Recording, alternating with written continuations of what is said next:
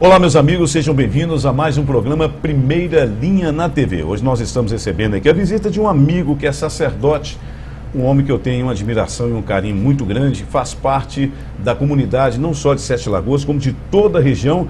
E para vocês que estão ouvindo o programa aí pela internet, podem saber que esse homem é o homem que Jesus poderia dizer assim, esse é o cara, Padre Vantuil.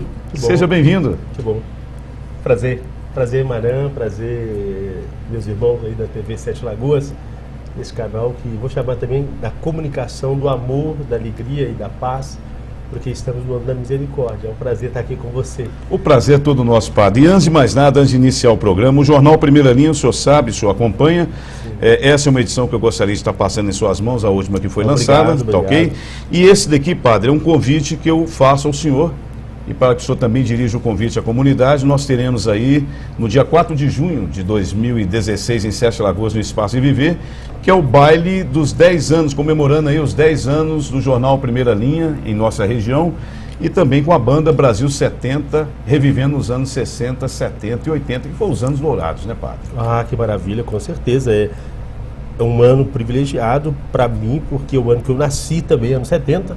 Eu quero com muita alegria poder estar nesse baile e convidando também os amigos e quem puder estar lá prestigiando, porque a gente sabe que é um baile top de linha, primeira linha. Primeira linha. Não é? E os anos 60, anos 70, anos 80, quem gosta de música não pode deixar de fora. Havia música, né, Padre? Havia música, né?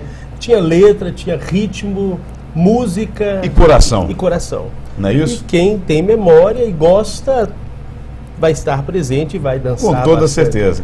Maran, com certeza vai ser tudo de bom. Com toda certeza. E, com Padre, o senhor me falou agora há pouco, então, que faz parte da sua história também, que é os anos 70, aí foi os anos em que o senhor nasceu. Nasci. Então, eu diria o seguinte, pra como é que foi? E nem contar a idade. Mas... Nem contar a idade, mas onde o senhor nasceu? Eu nasci aqui em Sete Lagoas. Em Sete Lagoas. Sete Lagoas, é. E seus pais são originários de qual cidade? Meu pai é da região de Santana do Pirapama. Santana do Pirapama. Ali da região dos Distrito dos Fechados. Está bem longe, hein? Para você chegar em Distrito Fechado é mais ou menos 70 quilômetros ali do município, da cidade, né? Da cidade de Pirapama, né? Distrito dos Fechados. E minha mãe é daqui de Sete Lagoas, da região ali das Pedras. Da região das Pedras. Então é a famosa junção Sete Lagoas-Pirapama. E eu sou daqui mesmo, Sete Lagoas, nasci aqui, né?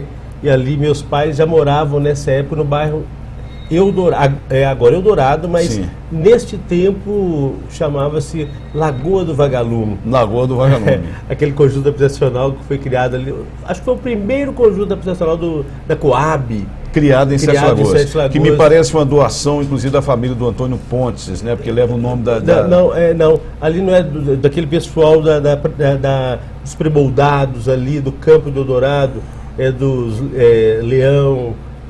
dos Leões, não é do Antônio Pontes. Bom, foi ali que o senhor foi criado? Eu fui criado ali, no bairro... E nem imaginava que ia ter um shopping ali próximo, né? Agora é um condomínio fechado, agora é uma faville, né? É uma faville. Agora é Ficamos chique, né? Ficamos chique, mas antigamente não, em 1970, Lagoa do Vagalume. Lagoa do Vagalume. Padre, como é que foi sua infância? Graças a Deus, a infância abençoada, com a família de mais 5 irmãos, né? Sou eu. Todos ainda vivos? Graças a Deus, né?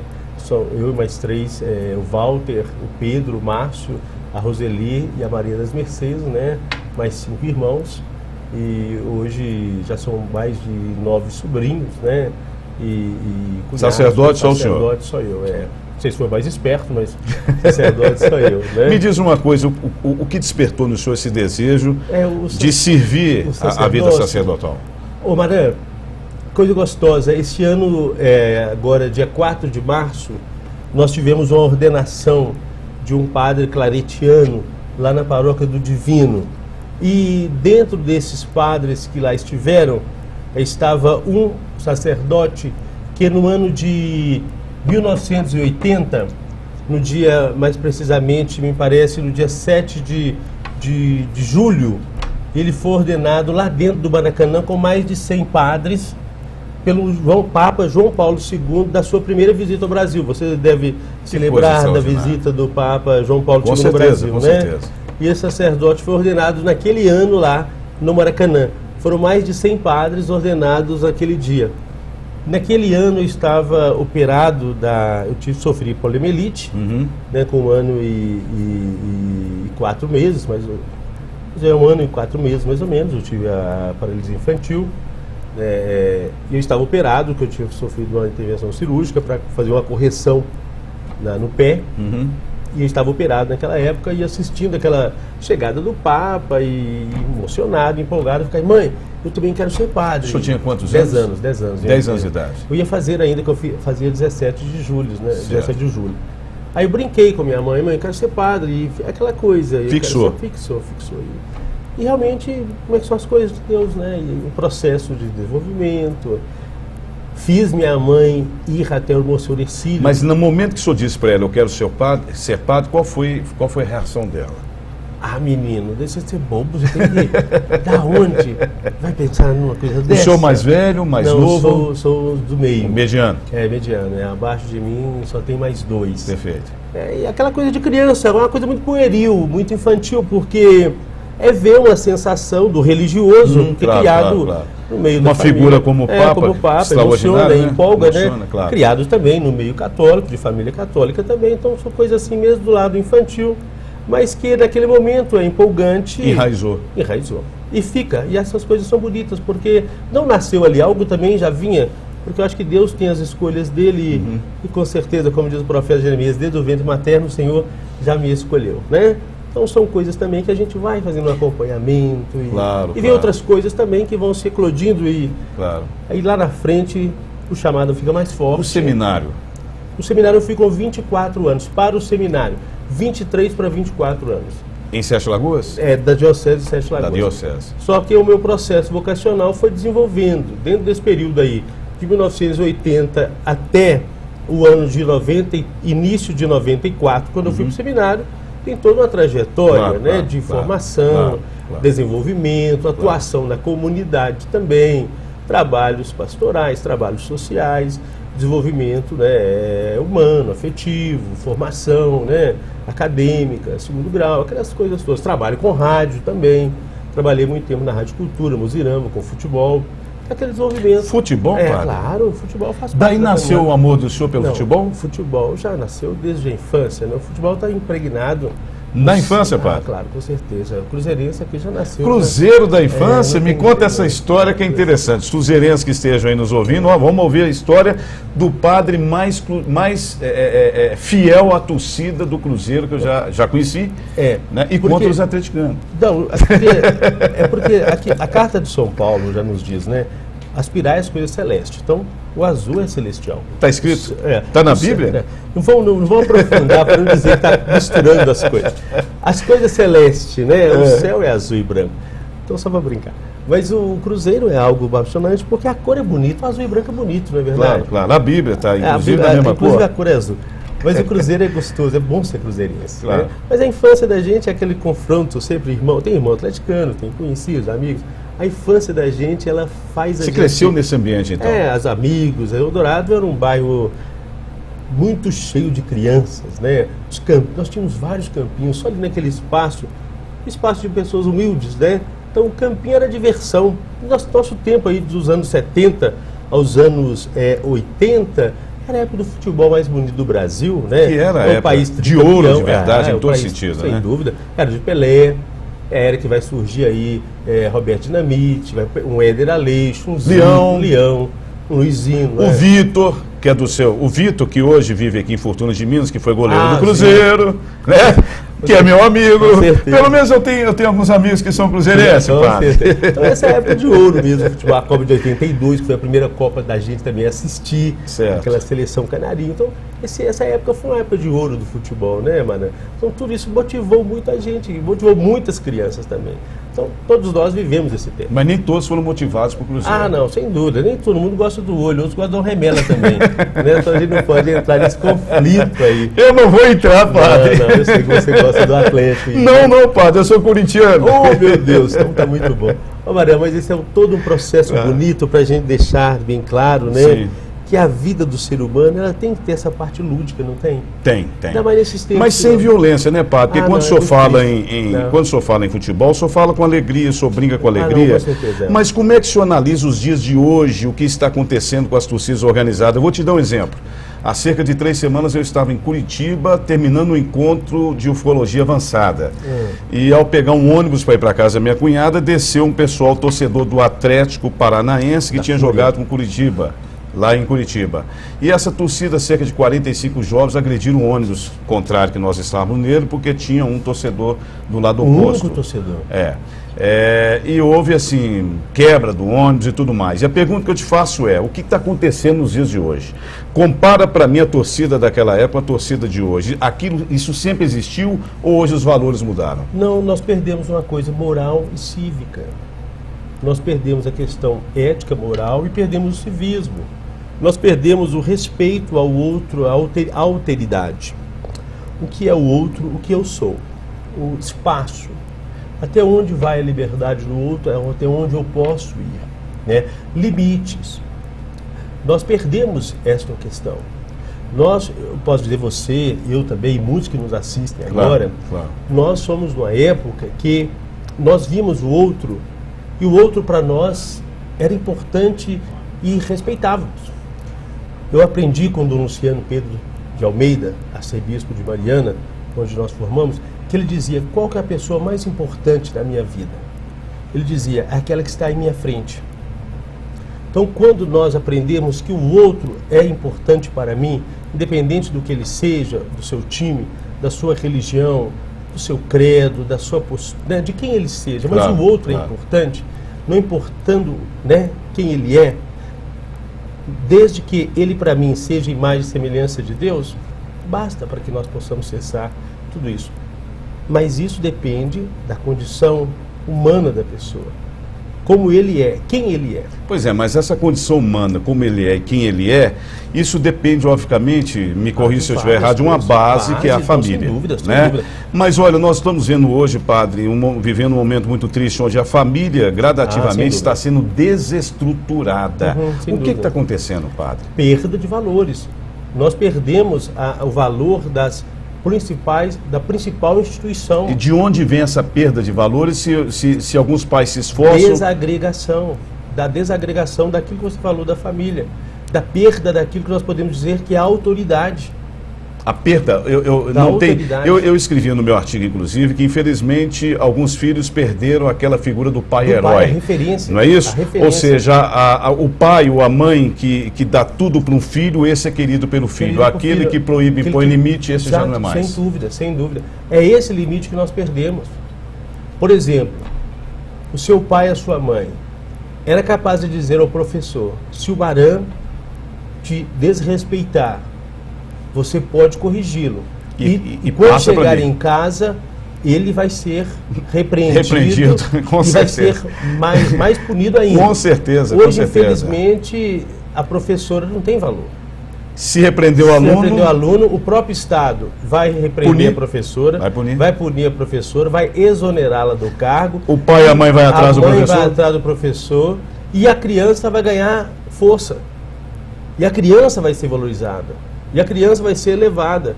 Ela não vai ser punida, ela não vai ser levada ao ela não vai entender limite, entendeu? Então, o que nós vivemos é essa perda desses limites. De quem é a culpa, dessa padre? Autoridade. Nós vamos perder tempo se nós formos buscar quem é o culpado. O importante é nós revermos onde está a falha, que com certeza está na lei que foi colocada aí, e nem toda lei é justa. Você pode dizer que toda lei é injusta. Toda lei é... Ela foi feita para punir, né? Mas se você perceber que toda lei é injusta. A lei em si, ela é injusta. Porque a lei, por mais que ela queira ser justa, ela vai levar a alguma injustiça. Mas quando o senhor fala em lei, nós poderíamos até atribuir, vamos falar na questão religiosa agora. O senhor está dizendo que é lei, nós temos que explicar para o telespectador. Porque quando Moisés pegou as tábuas das 10 leis, o senhor não diria que as 10 leis são injustas. Mas não é que não vamos dizer aqui na questão das leis, dos andamentos, enquanto leis para poder privar.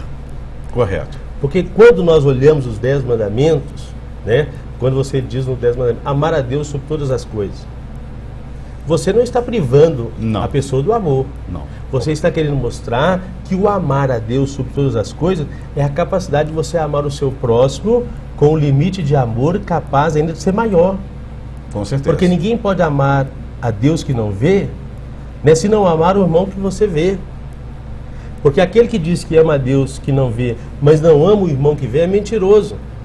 Então ele não acredita em Deus. Não acredita em Deus. Então o amor, a lei que manda amar a Deus sobre todas as coisas, vai fazer com que você ame o seu irmão de uma maneira visível e concreta. É esta que é a exigência da lei. Por isso que a lei em si, a palavra de Deus, não pode ser injusta. Mas ela é deturpada. Se o senhor partir, por exemplo, a questão do Alcorão, onde nós sabemos que, principalmente hoje, o Estado Islâmico utiliza-se das palavras do profeta Maomé, que, diga-se de passagem, costumam ser muito mais cristãos do que nós, que eles acreditam em Jesus. Como profeta, não como filho de Deus. Mas não como salvador. Mas não, né, é a grande diferença. Mas eles colocam a palavra do Maomé acima de tudo, onde eles utilizam-se de algumas partes do próprio Alcorão, que fala quase que com o que se dizia no Antigo Testamento, onde se dizia a lei, olho por olho, dente por dente, com ferro será ferido. O Alcorão hoje diz que se deve molestar aqueles que não adotarem o Alcorão. Esse choque... Mas aí que tá, ao negar Jesus Cristo, ao não aceitar Jesus Cristo mesmo diz, vocês ouviram, olho por olho, dente por dente, mas eu vos digo, amai os vossos inimigos. Aí que está a diferença. Jesus veio para poder Eu não vi mudar. Abolir a lei, mas vi a pleno cumprimento. Vocês ouviram, né? Olho por olho, dente por dente, mas eu vos digo, amai os vossos inimigos e orai por eles. Olha a nova transformação. A partir do momento que você ama, você não vai cometer uma violência. Pronto. É óbvio. Óbvio. Então a lei nova que Jesus quer dar é esta. Aí que vem a questão, eles não vão aceitar essa nova transformação que Jesus vai dar. Por isso ele disse, eu vos dou um novo mandamento. É por isso que Jesus vai ser condenado por transgredir a lei.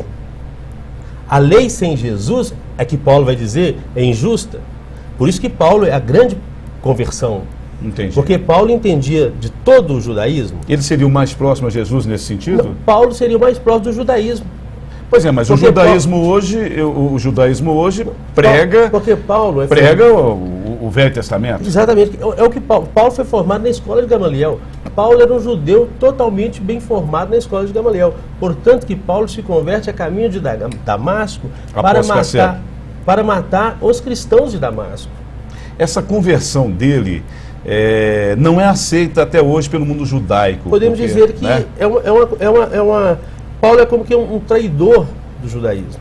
Então ele é considerado um traidor. Vamos dizer assim, pode ser que ele seja considerado, porque ele bebeu de todo o judaísmo, entendia de toda a lei judaica, exato, entendeu? Exato. Mas ele rompe com esse judaísmo para dizer que agora quem está em Cristo é uma nova criatura, tudo que é velho passou. Então Paulo realmente foi, digamos assim, dos seguidores de Jesus da época, o mais importante de todos. Nós não podemos dizer que seja o mais importante, porque o próprio Paulo se considera até como abortivo. Ele nem considera como homem, né, senão aquele que vai...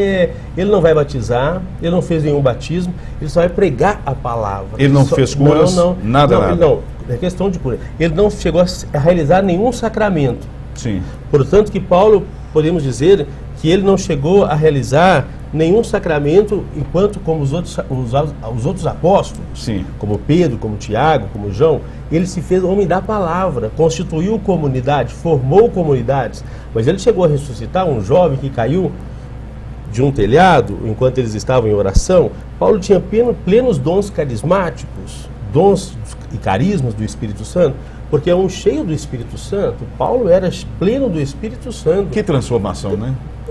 Ele fala, ele é a graça, basta de Paulo a minha graça, eu sou o que sou pela graça de Deus.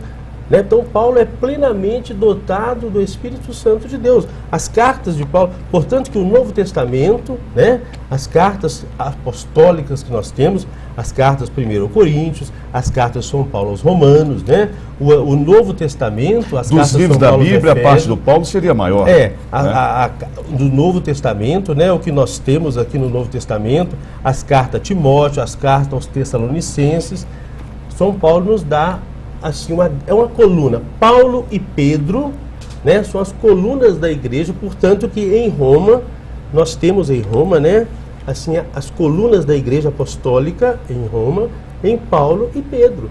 Foram os dois grandes apóstolos, né, em Roma, que elevaram assim, o cristianismo e o catolicismo a grande força da igreja. Os dois são inseparáveis. A perseguição que se teve a partir de então, principalmente da morte de Jesus, aí que começou a perseguição verdadeira do Império Romano e de tantas outras religiões, posso dizer, e o senhor sabe muito bem disso, se perdura até hoje. Nos países africanos, não são poucos os sacerdotes que são até aniquilados, né?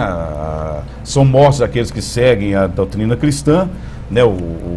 E quando eu falo cristã, eu digo até que os próprios pertencentes à igreja, que seria da linhagem do protestantismo, que seriam os evangélicos, né, também estão sendo perseguidos, e nós vemos hoje, principalmente quando eu citei o caso aí do Oriente Médio, a perseguição que está em cima do mundo cristão. Sim. Correto?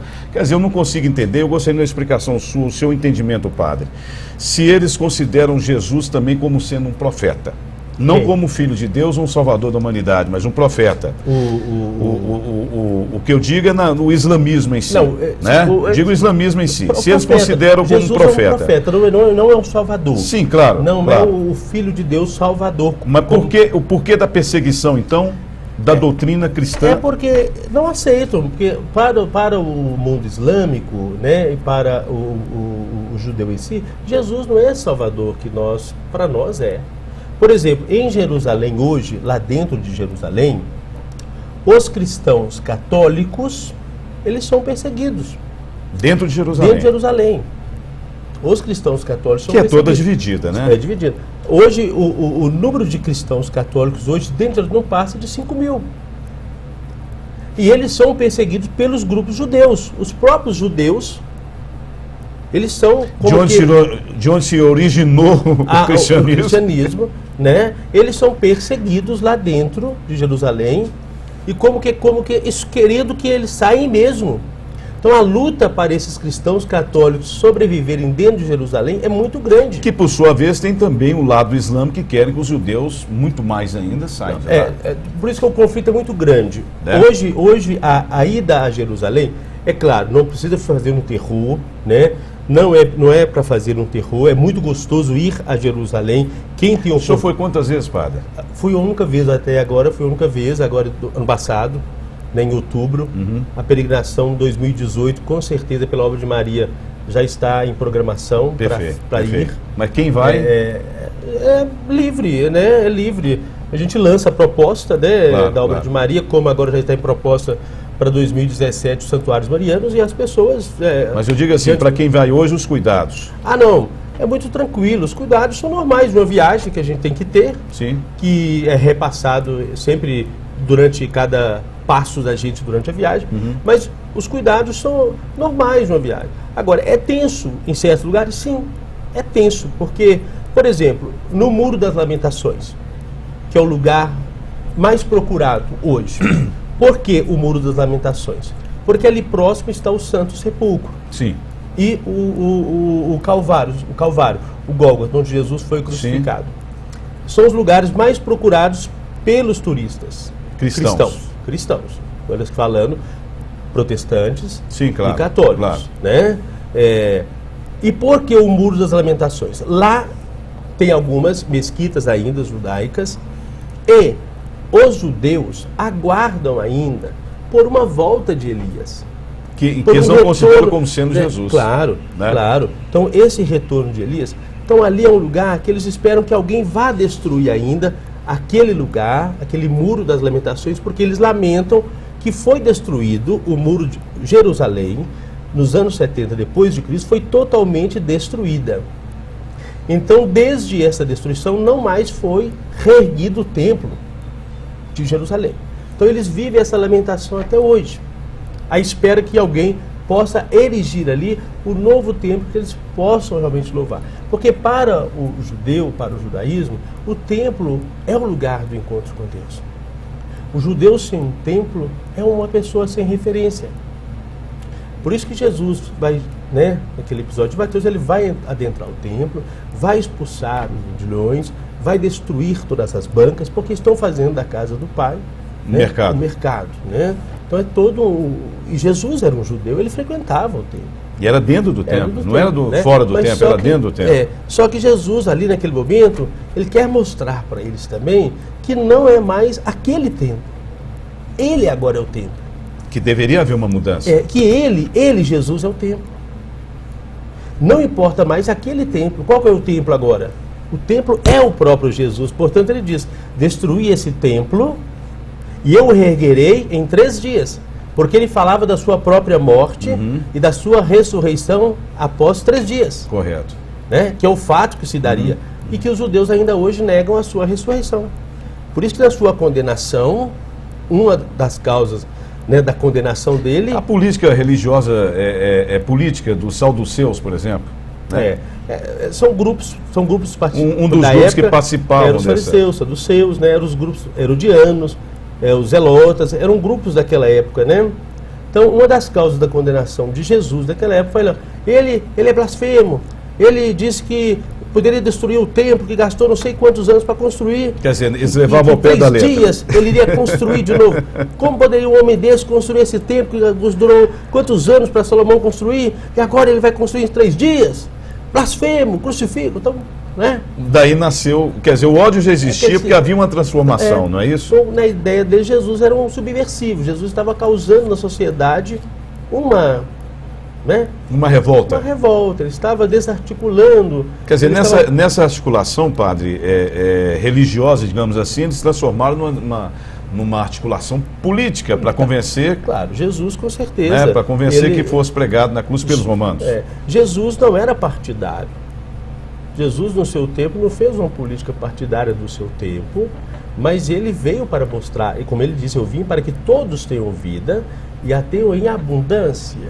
Ele veio trazer um projeto de vida do Pai, e esse projeto era para todos, mas nem todos o acolheram. Claro. E nem os seus o acolheram. Então, claro, essa sua proposta de vida mexeu com aqueles que estavam estabilizados, e esses que estavam estabilizados se viram ameaçados. Né? E uma vez ameaçado... Claro, vamos eliminar. Mas é melhor tirar um do que se ver. Mas aí que está E essa ameaça que era feita na estrutura de Jerusalém, provavelmente ela se... Afetaria Roma, né? E eles estavam ali a serviço de quem? De Roma. Mas Jesus sabia de tudo isso. Com certeza, né? E é um assunto para a segunda parte do nosso programa. Vocês que estão ligados aí na TV 7 Lagoas, aguardem os nossos comerciais, nós voltamos já já. E para vocês que estão aí na internet, acesse a segunda parte desse programa, a entrevista com o simpático padre Vantuil aqui de 7 Lagoas. A gente volta já já, fiquem ligados.